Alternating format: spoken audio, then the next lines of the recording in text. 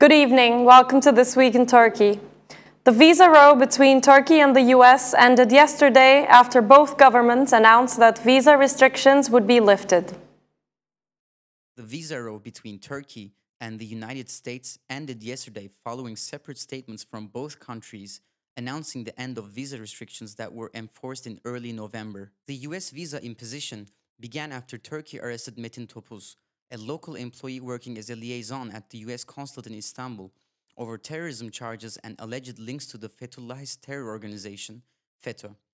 The statement issued by the US Embassy in Ankara said, "Since October, the government of Turkey has adhered to the high-level assurances it provided to the United States that there are no additional local employees of our mission in Turkey under investigation, that local staff of our embassy and consulates will not be detained or arrested for performing their official duties, including communicating with Turkish officials also working in an official capacity, and that the Turkish authorities will inform the US government in advance if the government of Turkey intends to detain or arrest any member of our local staff in the future."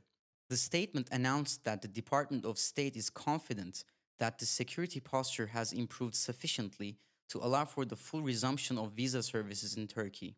"We continue to have serious concerns about the existing allegations against arrested local employees of our mission in Turkey.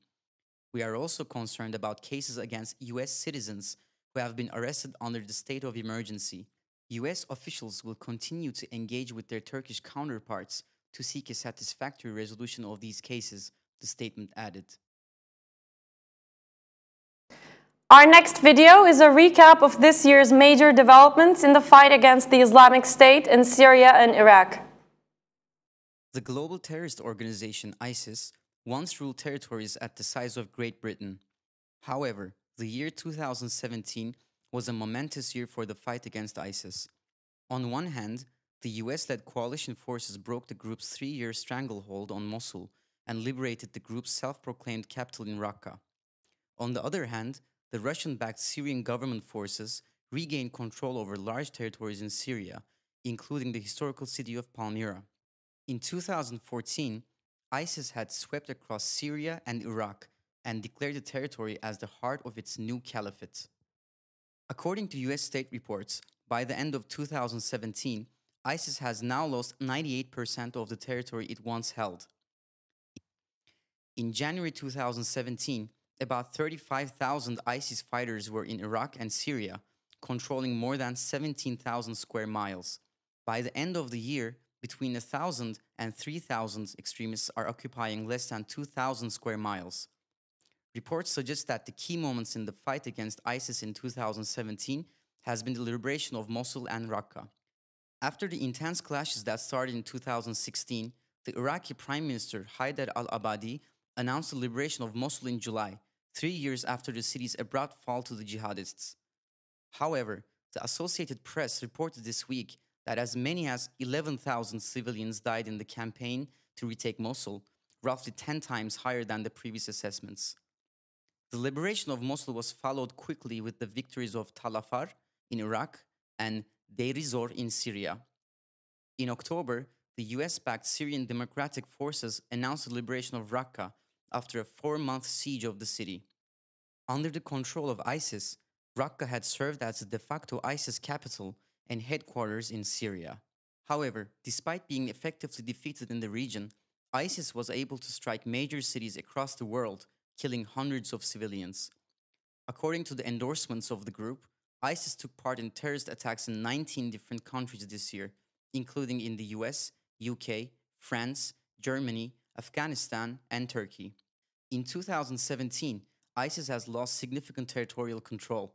Yet, analysts warn that ISIS is retreating into what some call a virtual caliphate, from where it will attempt to inspire more lone wolf attacks in the West in an effort to remain relevant.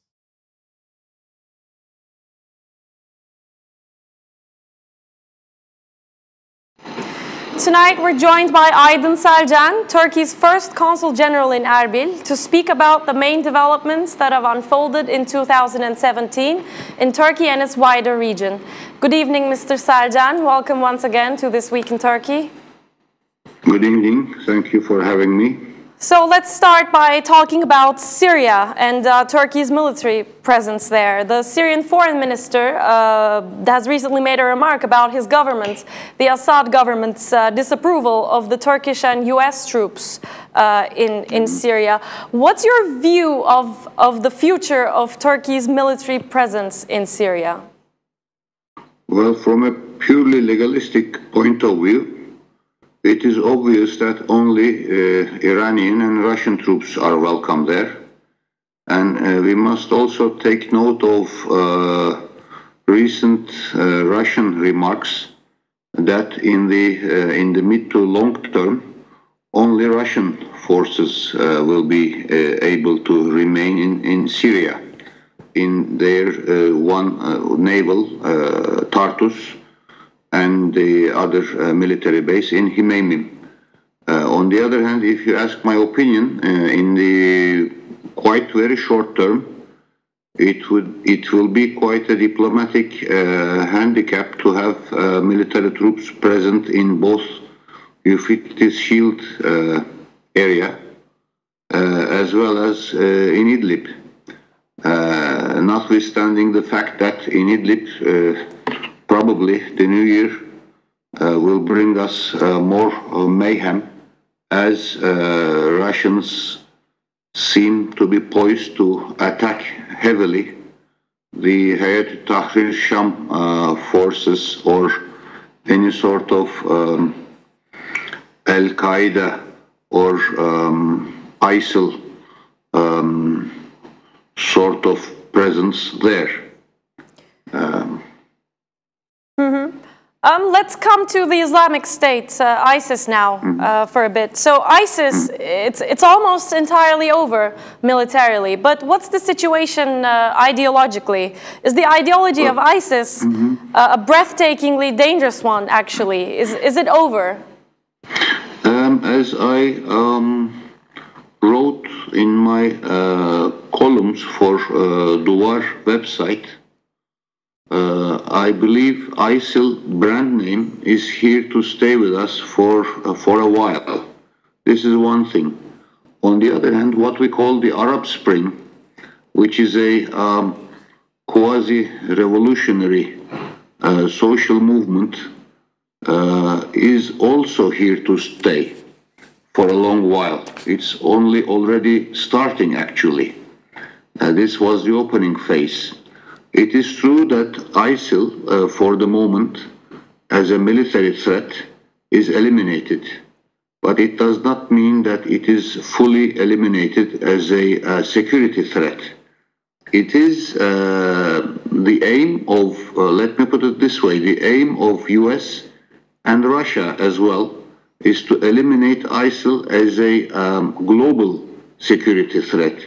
This might or might not be the case because we see more and more this sort of lone wolf attacks when one guy in, let's say, in France or in Russia or in the States or in Australia even can just jump on his or some vehicle and ram it into crowds, for example.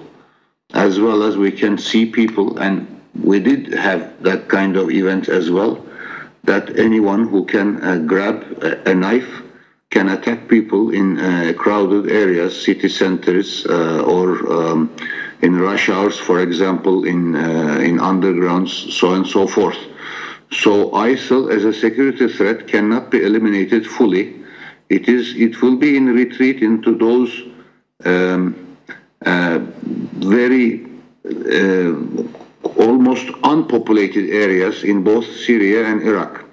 This is one thing. On the other hand, in Iraq, we have a constitution which is accepted, which is voted through referendum in Iraq, which allows actually decentralization, and which allows, it is implemented or not implemented, this is one question.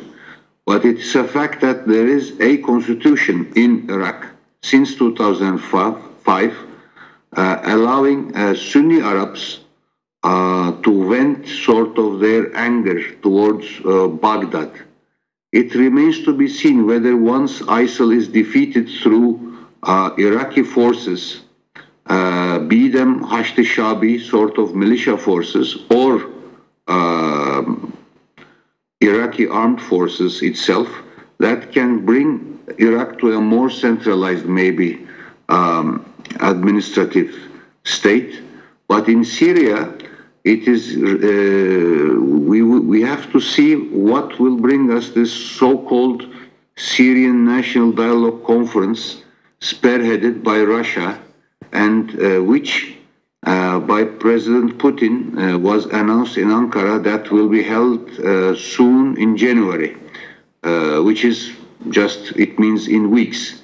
So what sort of representation Kurds will have there, what sort of representation those tamed down elements of the Syrian resistance will have there, and whether President Assad will play along with the Russian plan. So there are a lot of unknowns, and as at some point in recent history, then US Secretary of Defense Mr. Rumsfeld put it, there are known unknowns as well as unknown unknowns. Mr. Selcen, we'll now take a short video break before we go on with our conversation. All right. We'll continue by taking a quick look at the important developments that have taken place in northern Iraq in 2017. The semi-autonomous Kurdish region of northern Iraq went to the ballot box on September 25th to vote in a historic and controversial referendum and decide whether Kurdistan, as a region of Iraq, would split from Baghdad to form an independent state. The referendum took place amid rising tensions and international opposition. Voting was open to 5.2 million Kurds and non-Kurds registered as residents in the Kurdish-controlled areas. According to the Electoral Commission, turnout was estimated at around 72%. Of the 3.3 million Kurds and non-Kurds who cast their votes, 92% supported secession. On October 16th, the Iraqi security forces and the Popular Mobilization Units, YPG, launched an attack against the Peshmerga in Kirkuk, following the execution of the independence referendum by the KRJ in the disputed territories. The attack, which faced almost no resistance from the Peshmerga, led to the full recovery of Kirkuk and its oil fields by the Iraqi government. Following the intensifying tension in the Kurdish region of Iraq, KRJ President Masoud Barzani announced his resignation on November 29th. Barzani stated that, as of November 1st, he would step down and no longer hold office as the president of the regional government. On December 3rd, Barzani's decision to step down was voted and accepted at the Kurdish Regional Parliament, with a majority of 70 votes against 23. I am the same Masoud Barzani. I am a Peshmerga and will continue to help my people in their struggle for independence, Barzani stated in his letter to the regional parliament. The same week, during his visit to Paris, KRJ Prime Minister Nechirvan Barzani stated that the referendum had remained behind. Barzani's decision to resign was welcomed by the United States and Britain. In a written statement, the US State Department praised Barzani's strong leadership and effective fight against ISIS. President Recep Tayyip Erdogan also commented on the issue, stressing the importance of Iraq as a federal entity. After gaining control of the oil fields in the Iraqi Kurdistan region, the Baghdad government is now considering to pump its oil through Iran, according to a report by Mahmoud Bozarslan from Al Monitor 2 weeks ago. Under the governance of the KRJ, the oil was previously sold through a pipeline running through the Turkish port of Ceyhan. The move was publicized the same week when the Iraqi oil minister Jaber al-Luabi announced that Baghdad has signed an agreement to transport the Kirkuk oil through Iran. Welcome back, Mr. Selcen. Hello. So let's continue our conversation with what's been going on in Iraq this year, recently. So the Iraqi Kurds are expected to sit down together with the central government in Baghdad in the near future and negotiate the future of Iraq as an entity. What are the odds for a Kurdish gain here? Well, first of all, we have to admit that Iraqi Kurdistan region will be negotiating from with a very weak hand. The second thing is it's not quite even sure right now whether we can talk any further of a administrative entity called Iraqi Kurdistan. Why? Because it is the cleavage between Süleymaniye ruled, or if we have to take into account the militia forces, the PUK ruled part of Iraqi Kurdistan, and KDP or Erbil ruled part of Iraqi Kurdistan are further apart from each other. It seems like the priority for Süleymaniye is not to get rid of Baghdad, if I can put it this way, but more and more is to get rid of Erbil when it comes to administration. On the other hand, we witness a social upheaval in Iraqi Kurdistan, and right now, not only in Iraqi Kurdistan, but also in Iran as well, next door Iran. So something is in the making there. We have to be very careful and watch. This year, definitely, as now it's the almost New Year's Eve, we have to say that 2018 will be a very interesting year for Iran, for Iraqi Kurdistan, and for Iraq. In Iraq, as you know, in May, there will be general elections, and Mr. Abadi seems to be poised to win those elections. And that's why his arch enemy, or arch rival, maybe, Mr. Maliki, recently made an opening towards Erbil to get Iraqi Kurds on board, which is quite stunning, because Mr. Maliki was the staunchest, let's say, opponent of Iraqi Kurdistan till now. And Iraqi Kurds were not particularly fond of him. But when push comes to shove, politically speaking, it is clear that in Baghdad, when it comes to power sharing, or when it comes to coming to power, there we will see arguably a variable geometry. In Iraqi Kurdistan also, there are different plays going on at the same time.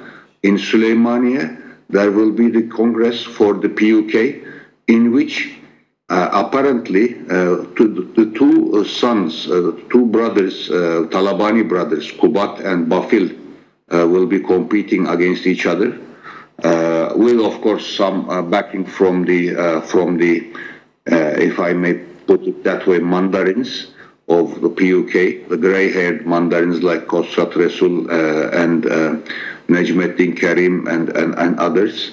Whereas in KDP, probably we are witnessing a sort of a secret rivalry between the son of Mr. Mesut Barzani, who is the president currently still of Iraqi,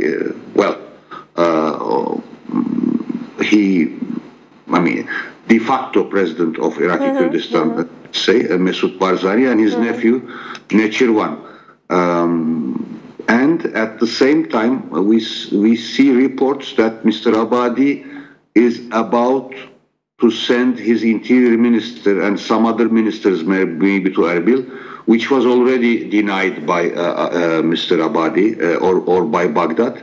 And on the ground, we see no difference, because Fishabur, where there is the metering station for the Iraq-Turkey oil pipeline, Habur, which is the border gate connecting Iraq, Kurdistan, and Iraq to Turkey, and both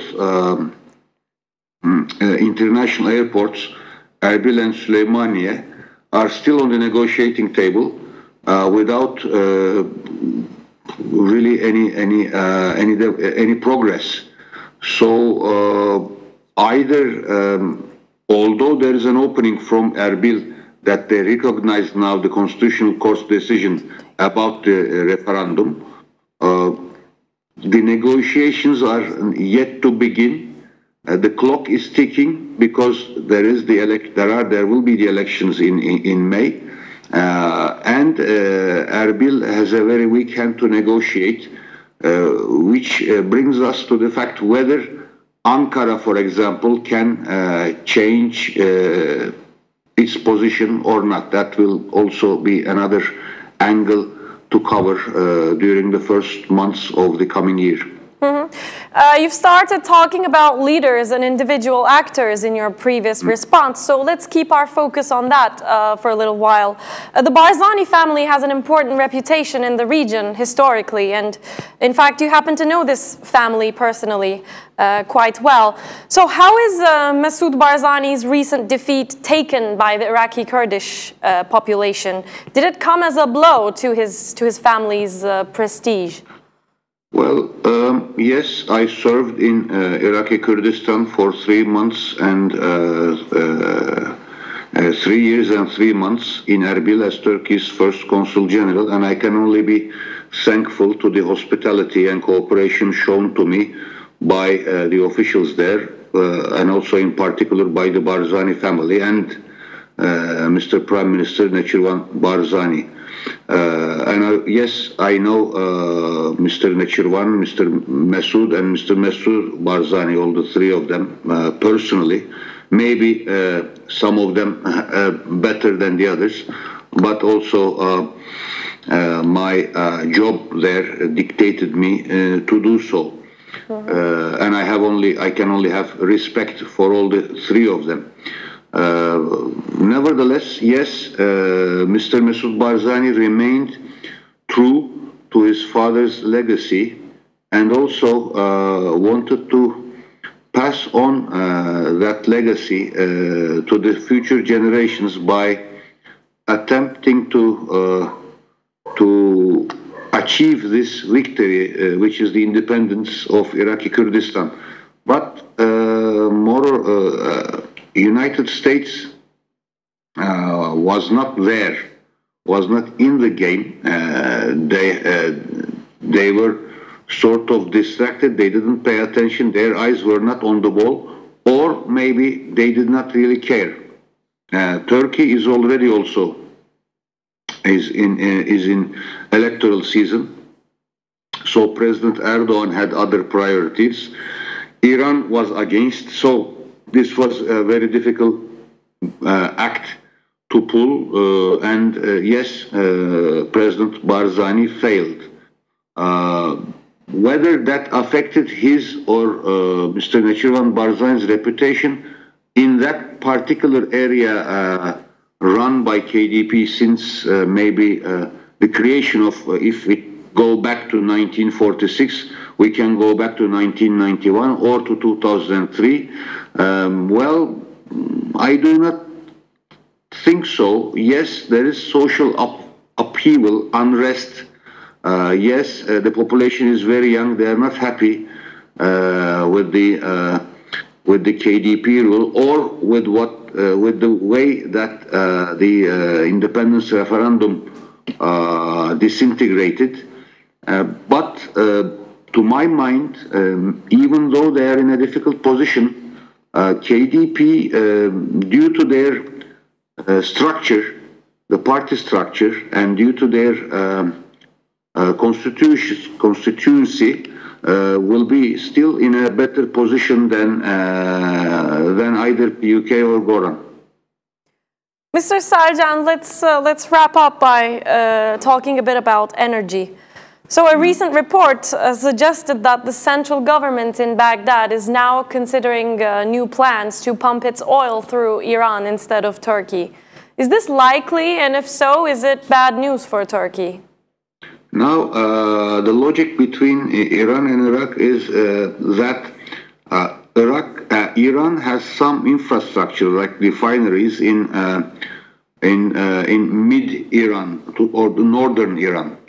And then yet they pump their oil and they have their oil reserves in southern Iran. So there is this the possibility to swap, which, for example, those refineries can acquire oil from Kirkuk. In return, they can pump equal amount of oil from their Abadan port, for example. And that was the deal till now, but the infrastructure really is not there to altogether allocate everything coming out of Kirkuk to Iran. So Iraqi-Turkish pipeline is still an important strategic asset for Baghdad, not only for Baghdad, definitely for Iraqi Kurdistan. Iraqi Kurdistan also has assets owned by various international companies in Tak oil field and in also Tauke oil field, and the northern dome, Hurmala dome of Kirkuk, giant oil field, is also run by a regional company by the name of KAR. So these assets are important enough for Turkey till now not to really switch off the valve as it was many times threatened. And also there is the possibility to make a very lucrative deal with Iraqi Kurdistan when it comes to natural gas. Because when you look around Turkey now, yes, there is maybe plenty of natural gas in the world, but right next door there is this natural gas in Iraqi Kurdistan, and Turkey is dependent on Russia and Iran on that matter. So that makes sense, and it makes much more sense actually than to look towards Cyprus or Egypt or Israel for that matter, or towards the liquefied natural gas imports from either Qatar or Algeria or maybe Nigeria, then to really start implementing the initial deal made with Iraqi Kurdistan when it comes to extracting natural gas in that region. Mr. Selcen, thank you very much for your comments and for joining us tonight. I thank you. Good evening. An emergency decree issued on Sunday will grant impunity to civilians who have taken part in the resistance against last year's coup attempt on July 15th. A new emergency decree granting impunity to civilians deemed to have helped overturn last year's failed coup attempt has sparked public controversy on Monday. Issued on Sunday, the decree states that individuals who acted to suppress the July 2016 coup attempt will not face prosecution. The government had already granted officials immunity last year from prosecution for their official actions taken to suppress the coup attempt. Sunday's decree, however, extends this immunity to civilians and states that whether they have an official title or not, and whether they have carried out official duties or not, will be irrelevant. In addition to introducing new impunity regulations, the emergency decree also expels 2,756 public officials from their posts and brings back mandatory special uniforms for political prisons. National lawyers groups have said that the measure was vaguely worded and could therefore lead to violence. Critics fear that it could lead to violence through impunity, including the possible formation of death squads. In a video response to the fresh decree, the head of the Union of Turkish Bar Associations, Metin Feyzioğlu, said, "People will start shooting each other in the head on the streets. How will you prevent this? So you have brought out an article that leaves civilians killing and lynching each other unpunished and without compensation. Are you aware of what you have done, Mr. President?" Turkey's main opposition, Republican People's Party CHP, meanwhile, announced that it would appeal the decree at the Constitutional Court. Abdullah Gül, Turkey's rarely critical former president and longtime political ally of President Erdogan, said the wording of the article was alarming, adding that he hoped the decree would be revised to prevent problems in the future. The government, on the other hand, defended the emergency decree issued on Sunday, which it said was intended to ensure that Turks who took to the streets to protect the elected government during the failed 2016 coup would not face punishment. About 250 people were killed and over 2,000 were injured during the resistance against the attempted military takeover last year. At least 34 alleged coup plotters also died. The Ankara Public Prosecutor's Office has demanded the release of 1,000 FETÖ suspects who were detained for using an encrypted smartphone messaging application called Bylock. The the Ankara Public Prosecutor's Office has demanded the release of 1,000 Fethullahist terrorist organization FETÖ suspects detained for using an encrypted smartphone messaging application called Aylık. The release came after the prosecutor's office concluded that around 11,000 phone numbers were directed to the application server through an online application called Morbein. Through an online application named Morbein. We will demand the release of some 1,000 imprisoned people in different cities who were detected as being directed to the Aylık through Morbein, if there isn't any other evidence against them, Yüksel Kocaman, the Ankara Chief Public Prosecutor, said on Wednesday. The Public Prosecutor's Office advised authorities to revise the legal status of the suspects accused of using the encrypted messaging system after declaring that approximately 11,480 mobile telephone numbers were found to be directed to Aylık servers through the Morbein application. After detailed investigation, it was detected that 11,480 GSM numbers, which have similar characteristics concerning the link and data parameters, were directed to the Aylık IPs against their will. A statement by the prosecutor's office said. It was also underlined that applications such as Morbein were developed by members of the FETÖ organization. Kocaman stated that Aylık remained as the prime evidence of the cases concerning FETÖ, adding that they are investigating a former officer named Cengiz Erbakıcı from the Scientific and Technological Research Council of Turkey as the developer of the Morbein application. We have initiated an investigation against this individual, and we filed a search warrant on his name, Kocaman said. Now let's take a look at the major arts and culture events of 2017.